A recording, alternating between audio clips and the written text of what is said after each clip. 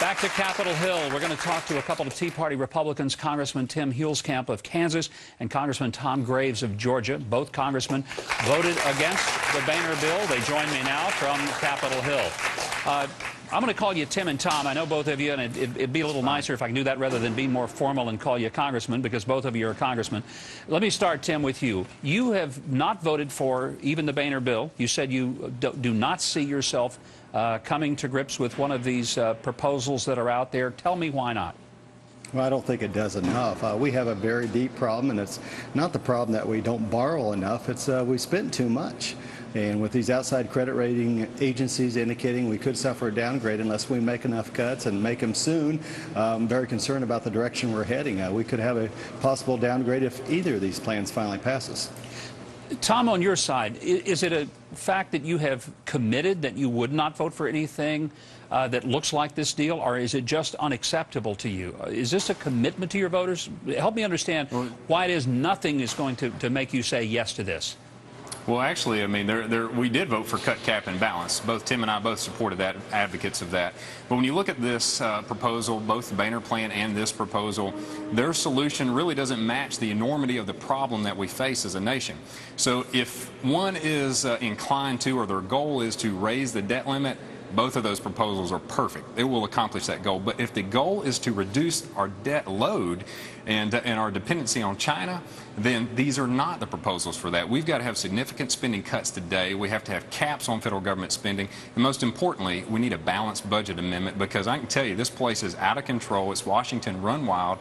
And the only way to get spending under control is to allow the American people to have input into it and say, balance your books. I mean, I think a lot of us agree with you that we'd love to see the balanced budget amendment. Interestingly, a lot of the Democrats who are now opposed to it once were for it. But it's not going to happen this week. So do you run the risk of, let's say, not only politically injuring yourself, but the other members of your party, your colleagues, and the possibility of a Republican president, if Republicans get blamed for blowing this thing up? Well, Governor, I think there's plenty of blame to go around, and it's not about August 2nd, in my opinion, or even the next election, as the president would like us to believe. This is really about the next generation. Will we defend the ability of our country to meet our obligations? Will we be able to balance our budget? I strongly support a balanced budget amendment, as do most Democrats. And so we've been pushing hard to force that to a vote, because clearly Washington is broken. The system is broken. And that's why many of us freshmen came up here, because this place is out of control. We want to tackle spending, and we got to do it now, not sometime next year or next decade. We've got to tackle the overspending problem right now. All right, let's talk about the pressure that you guys have been under from your own leadership. I mean, clearly they've probably, put their knee in your back and twisted your arm pretty good and said, look, we need you guys to come along with us. Tell me about the pressure you've had. Well, Governor, first of all, I didn't get elected to come up here and do a group hug. We got elected to come up here and offer significant solutions to the difficult challenges we have as a nation. And when you think about what we face right now, and you ask about the balanced budget amendment, if we can't pass it now, we'll never be able to pass it. If we can't pass cuts today with America engaged as they are, we'll never be able to pass these cuts. And so when you're talking about cuts over 8, 9, 10 years, and there are trillions of dollars of cuts, we can't cut billions today. I don't know how we'll cut trillions next year or the year after that. So let's understand where we are as a nation. We have been elected last November to make those difficult choices and decisions today, and now's the time to do it. If we don't do it today, I think we've missed a great historic opportunity. Some of your colleagues who are Tea Party people have voted for the Boehner compromise. They say they're willing to vote for some other form of compromise. You're not. What kind of tension is that causing between you and some of your other Tea Party colleagues? Well, I think there's just a difference in strategy and a difference in push. And when I look at our numbers and the fact we're $14.3 trillion in debt, none of these plans ever plan on balancing the budget, and most of the cuts are 8, 9, or 10 years from now. It's my understanding the cuts that will be made in the first year are less than the post office lost last year.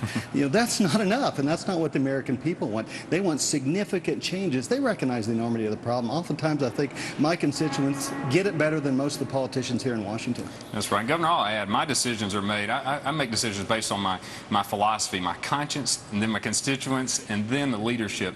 I'm not critical of anyone else or their decision or how they vote, but all I know is that I have 3 children, right, that are 8, 11, and 12. I think about their future, and I know the question they're going to be asking me in about 10 years is, Dad, what did you do? And I'm bound and determined to tell them I did everything I could do to get this nation back on track and on a fiscally solvent course. Are both of you, if Republicans get blamed, I mean, you guys could end up going home after 2 years. That's an acceptable alternative? Well, I think both of us would agree there'd be great days where we could be elsewhere. And this is not a job we both dreamed of having. We just want to step up the plate, and I represent 700,000 people. That's who we respond to. That's who we have to answer to. We need to change Washington. We have a once-in-a-lifetime opportunity to do that. That's why we're pushing so hard. Again, if we can't make those cuts now, if we can't find a way to balance our budget now, when can we? And I think there's a tremendous opportunity, and we're going to keep pushing as hard as we can. All right. And Governor, there's certainly life after politics. But when you think about my 3 children that I mentioned, you demonstrated that. And my 3 children, and I want to be able to look them square in the eye and the American people and say, you know what, Washington has not been telling you the truth, but we're willing to stand here and tell the truth now, and we're willing to make the difficult decisions today. It's not Washington as usual as far as Tim and I are concerned, or many of our colleagues. So whatever the next election holds, it holds, but we're going to make the tough decisions today. Congressman, thank you both, Tim Huelskamp and Tom Graves. Thank you. 2 Tea Party congressmen who say they're standing put.